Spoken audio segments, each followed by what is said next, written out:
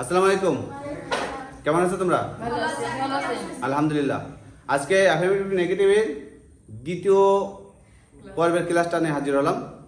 তো প্রথম পর্বের ক্লাস তোমরা তো বুঝতে পারছো নাকি? তো আজকে মানে সবচেয়ে পরীক্ষায় যেগুলো বেশি বেশি আসে অ্যাফার্মেটিভ নেগেটিভ, এই সেন্টেন্সগুলো আমি দেখাবো, তোমরা একটু বেশি বেশি প্র্যাকটিস করবে।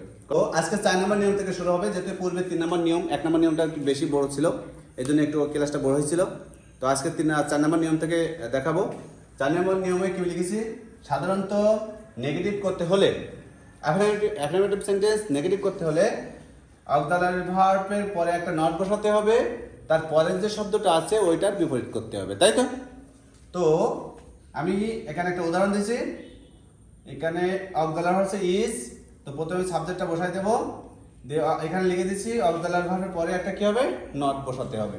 তো আমি ইজের পরে একটা নট বসালাম, এরপর এর পরের যে শব্দটা আছে, যে ওয়ার্ডটা আছে, এই ওয়ার্ডের বিপরীত শব্দ করতে হবে। গুডের বিপরীত কি হবে? ব্যাড। এরকম বিপরীত শব্দ কিছু শব্দ আছে, তোমরা এই বিপরীত শব্দগুলো মুখস্থ করবে, যেমন অনেস্ট থাকলে ডিসঅনেস্ট, অনেস্ট থাকলে ডিসঅনার, এগুলো করবে।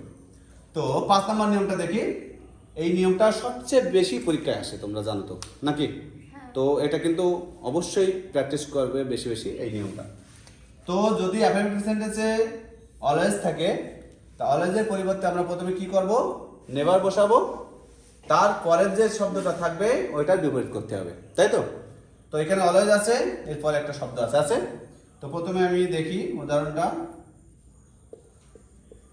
ওই শুড, এবার অলওয়েজের পরিবর্তে কি বসাবো? নেভার। এরপরে যে শব্দটা রিমেম্বার আছে, রিমেম্বারের বিপরীত শব্দ কি হবে? এবারে বিপরীত কি হবে? ফরগেট। রিমেম্বার মানে স্মরণ করা, আর ফরগেট মানে ভুলে যাওয়া। বাকি সব বসে যাবে।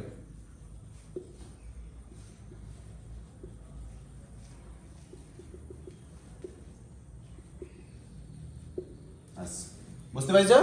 তাহলে অলওয়েজের পরিবর্তে নেভার বসালাম, এর পরের যে শব্দটা আছে তার বিপরীত করলাম, তাই তো? বুঝতে পারছো তোমরা? এরপরে 6 নম্বর নিয়মটা দেখবো। যদি অ্যাফার্মেটিভ সেন্টেন্সে এভরি থাকে, কি থাকে? এভরি থাকে। এভরির পরিবর্তে আমরা দেয়ার ইজ নো বসাবো, তারপর ডট ডট, এরপর একটা কি বসাবো? বাট বসাবো, তাই তো?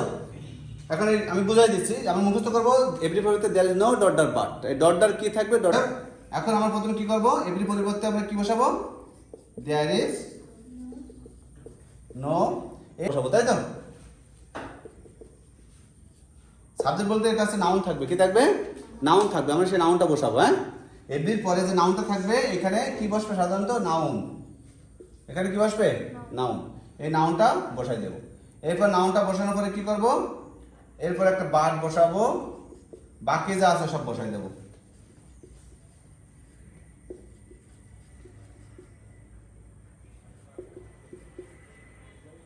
আশা করি বুঝতে পারছো নাকি?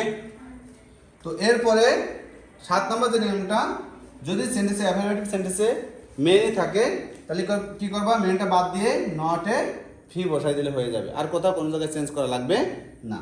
তো প্রথমে কি করব? হি হ্যাজ, এই যে মেনে আছে, মেনেটা বাদ দিয়ে কি করব? নটে ফি বসাই দেবো, বাকি সব বসাই দেবো। আশা করি বুঝতে পারছো।